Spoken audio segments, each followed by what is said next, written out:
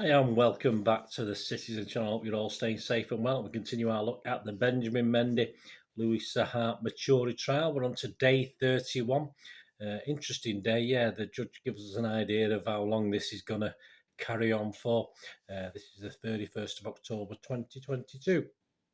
Please, if you are new to the channel, I do everything Manchester City, past, present, and forever, and the good, the bad, and the not so good and ugly. So, yeah, please, if you're not already subscribed, please do so. It'd be great to have you on board. Spread the word. Of course, if you can give us your comments, any comments on this case. A lot of people very interested in this case, of course. Leave us your comments and give us a thumbs up, guys, before you listen through. Just it's much appreciated if you do. It's nice to get views, but it's nice to get thumbs up, isn't it? But trying to put this together on a regular basis. Some days we've suddenly not had any action at all in court, and other days we haven't. But interesting one today, that's for sure. To summarise, Mr. Mendy, 28, is accused of 7 counts of rape against 4 women, 1 count of attempted rape and 1 count of sexual assault.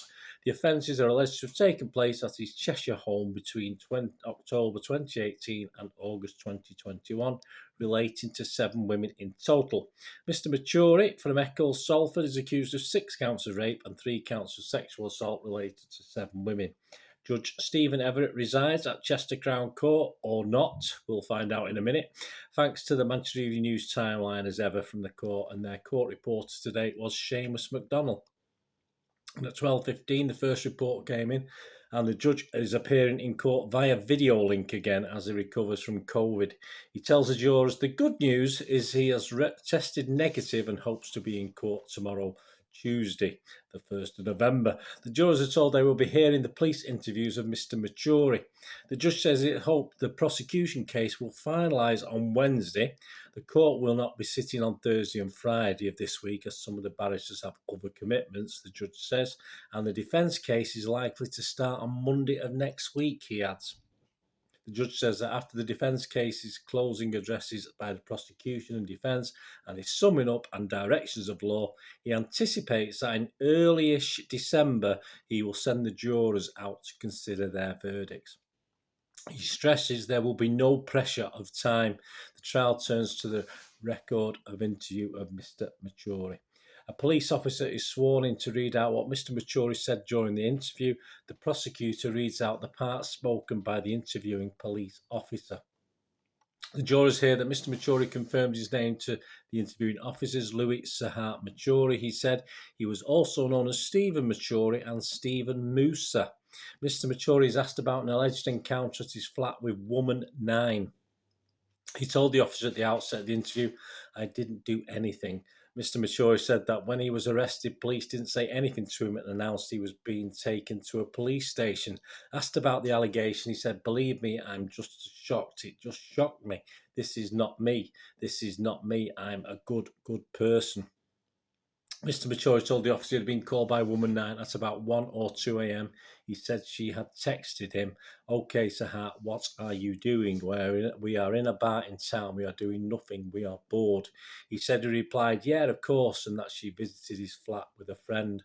Woman 9 had asked him, "Do you have balloons? Do you have drink?" And that he had replied, "He had 2 boxes. It's okay."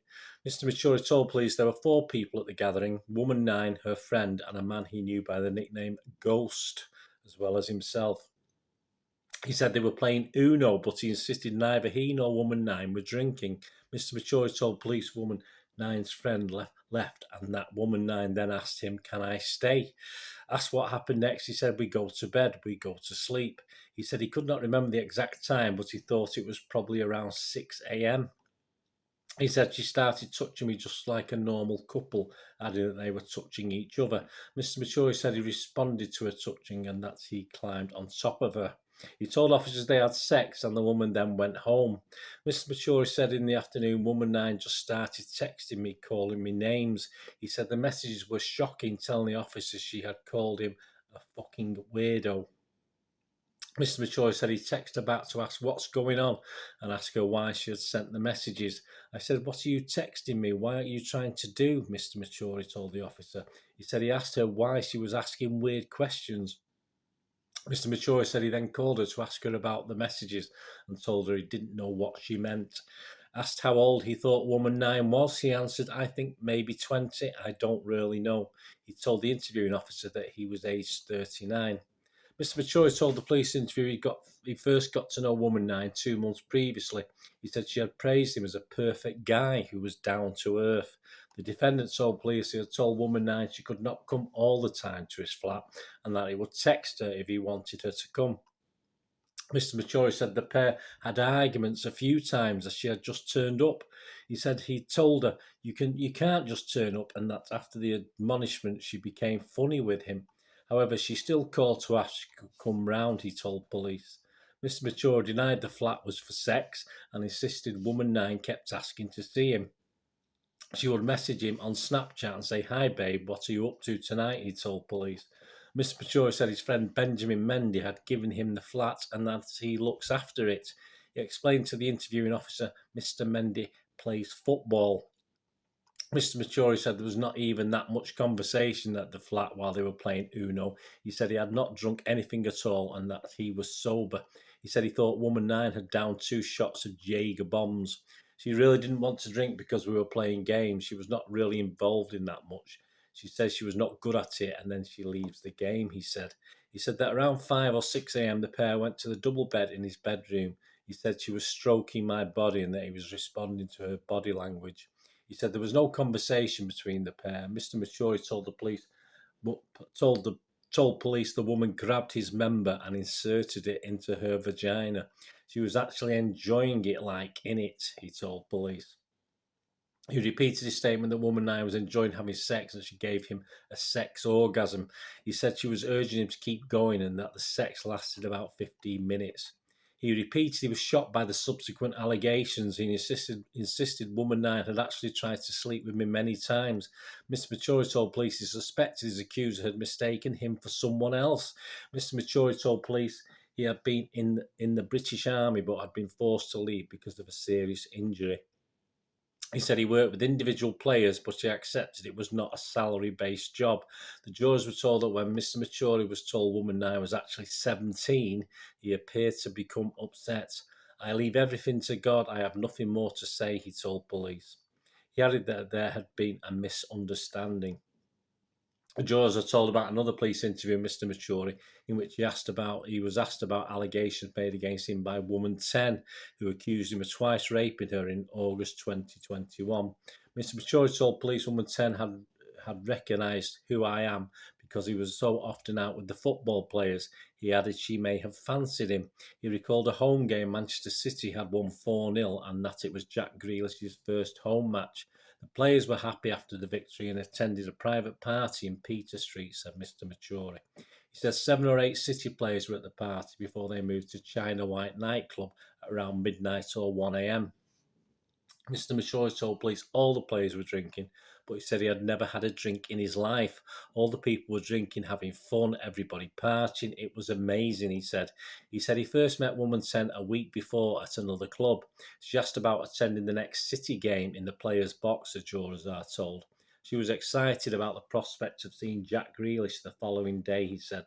She took his Snapchat details and later messaged him. "Don't forget tomorrow," Mr. Matturie told police.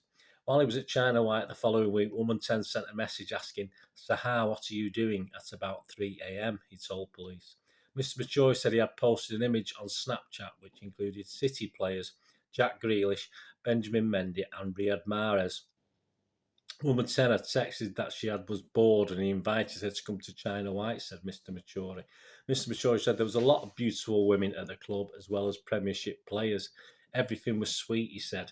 Woman 10 later messaged him to say she was outside the nightclub at about 3 a.m, said Mr. Matturie. He recalled the players were a bit tipsy, but that his main purpose was to look after them. When he left the club, he said woman 10 hugged him and they got in a 6-seater Uber to Mr. Mendy's house with others. He said she had come from her home and was sober. The conversation in the taxi was normal, he said. Everybody was partying and dancing and everybody was happy, he said once they got to Mr. Mendy's house. Inside the house, everyone was helping themselves to drink. Pressed further, Mr. Matturie said woman 10 was sober and told police it's not like she don't know what she's doing or anything. Mr. Matturie said woman 10 started kissing and cuddling him in the cinema room so loud that he became conscious that there were others in the room. He said the pair had consensual sex under a cover and then relaxed watching TV. I'm honestly a true Christian. If I lie to you, you will never help me, Mr. Matturie told police. Mr. Matturie said Mr. Mendy gave him £150 to buy some more drink from a local garage. He told police another complainant, woman 11, came with him in his Mercedes and performed a sex act on him. He said this incident took place before he says he had sex with woman 10 in the cinema room. He said he'd seen woman 10 and woman 11 talking to each other during the night. Mr. Matturie said he thought woman 11 had been interested in him, but he said he saw her with other men. At the end of the day, she's her own adult and she can choose what to do, said Mr. Matturie. He said he recalled her having sex in the swimming pool with one man. Mr. Matturie said he told woman 10 he had been dumped by woman 11 and she was looking to go with other guys. Woman 10, he told police, had told him, I can't even watch this, and she walked away. Mr. Matturie said the woman 10 agreed to get an Uber back to his flat in Salford and they started having sex again. Afterwards, he said he gave her a hug outside the apartment and she got a taxi home. Mr. Matturie said he thought woman 10 was aged about 24. When the officer asked him if it would surprise him to learn she was actually 17, he said, yes, it would. It's not fair. I would not sleep with a 17-year-old, he said. Mr. Matturie says sometimes there were security events for players. He said sometimes people were asked to hand in their phones and that these would be locked away until the end of an event. Asked why people were asked to hand over their phones, he told police, because people just tried to make money out of people. Mr. Matturie was asked about woman 10 having sex with Mr. Mendy. It's like she planned to destroy people's lives, he said. Mr. Matturie said he was upset at learning woman 10's real age. He told police he believed she was much older and he went on that she never told him to stop. Mr. Matturie denied it was part of his role to organise girls to come to parties. He told police, girls use me to get to the big fish. He said Mr. Mendy trusts people. People were asked to hand over their phones, but he said nobody was forced to do so. He said if they didn't want to hand them over, they could leave. Mr. Matturie told police he'd met woman 11 and her friend in China Whites earlier that night and that he had found it ridiculous. A woman he believed had been interested in him was interested in others. She had been kissing Jack Grealish and Benjamin Mendy, he said. He said he thought woman 10 was after the big boys.